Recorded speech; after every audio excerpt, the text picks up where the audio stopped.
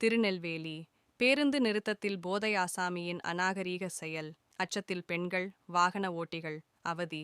Tirunelveli Tirunelveli down Nainarkulam பகுதியில் போதை ஆசாமி ஒருவரின் அநாகரீகமான செயலால் பொதுமக்கள் மிகுந்த அவதிக்கும் அருவருப்பிற்கும் உள்ளாகியுள்ளனர். நடந்தது என்ன?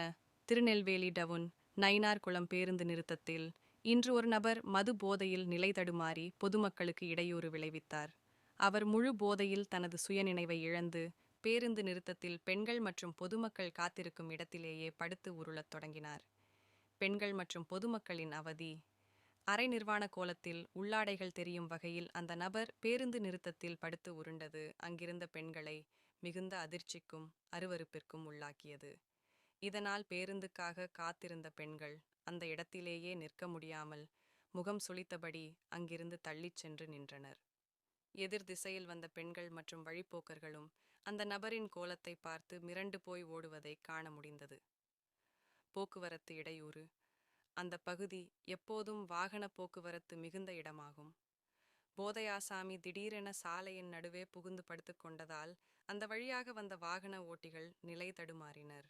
விபத்து ஏதும் ஏற்பட்டுவிடுமோ என்ற அச்சத்தில் வாகன ஓட்டிகள் தங்கள் வாகனங்களை மெதுவாகவும் தள்ளிச் செல்ல வேண்டிய கட்டாயத்திற்கும் தள்ளப்பட்டனர்.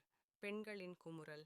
இது குறித்து அங்கு நின்றிருந்த பெண்கள் கூறுகையில், பொது இடங்களில் எந்தவித சுயநினைவும் இன்றி போதையின் உச்சத்தில் இதுபோன்று அநாகரீகமாக நடந்து கொள்வது பார்ப்பதற்கே அருவருப்பாக உள்ளது.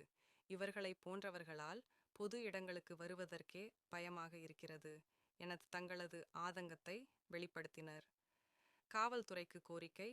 தமிழகத்தின் பல்வேறு பகுதிகளிலும் இத்தகைய போதை ஆசாமிகளின் தொல்லை அதிகரித்து வருவதாக குற்றச்சாட்டு எழுந்துள்ளது.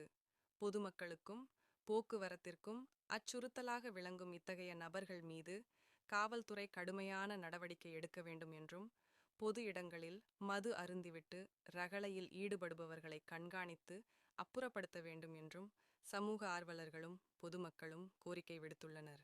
இந்த சம்பவம் தொடர்பான வீடியோ காட்சிகள் தற்போது சமூக வலைதளங்களில் பரவி பெரும் பரபரப்பை ஏற்படுத்தியுள்ளது.